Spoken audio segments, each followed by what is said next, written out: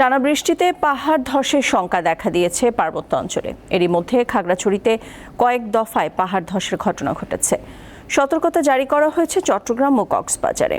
সড়ক তলিয়ে যাওয়ায় বন্ধ রয়েছে লামা আলী কদম সড়কে যান চলাচল।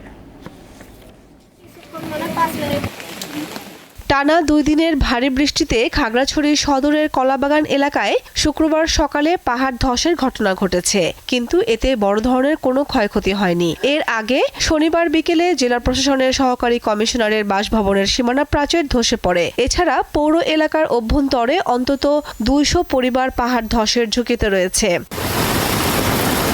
টানা 3 দিনের বর্ষণ ও পাহাড়ি ঢলে কক্সবাজারের অন্তত 3 শতাধিক গ্রাম প্লাবিত হয়েছে। পাহাড় ধস ও পানির স্রোতে ব্যাপক ক্ষয়ক্ষতির আশঙ্কায় প্রস্তুতি নিয়েছে স্থানীয় প্রশাসন।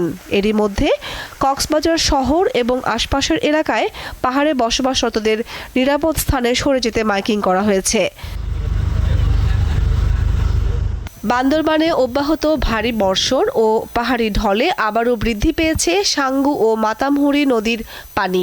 ভারী বৃষ্টি অব্যাহত থাকলে বন্যার আশঙ্কা করছেন স্থানীয়রা। এরই মধ্যে জেলা সদর, রুমা, থানচি, লামা, আলীকদম ও নাইক্ষ্যংছড়িতে প্লাবিত হয়েছে অনেক নিম্নাঞ্চল। অতিবৃষ্টির কারণে চট্টগ্রামেও বাড়ছে পাহাড় ধসের সংখ্যা। গেল 15 বছরে পাহাড় ধসে অন্তত 3 শতাধিক মানুষের মৃত্যু হয়েছে। অন্যদিকে 30টি ঝুঁকিপূর্ণ পাহাড়ে অবৈধ বসবাসকারীর সংখ্যা 10 লাখের বেশি। কামরুন নাহার, দীপ্ত, বার্তাকক্ষ।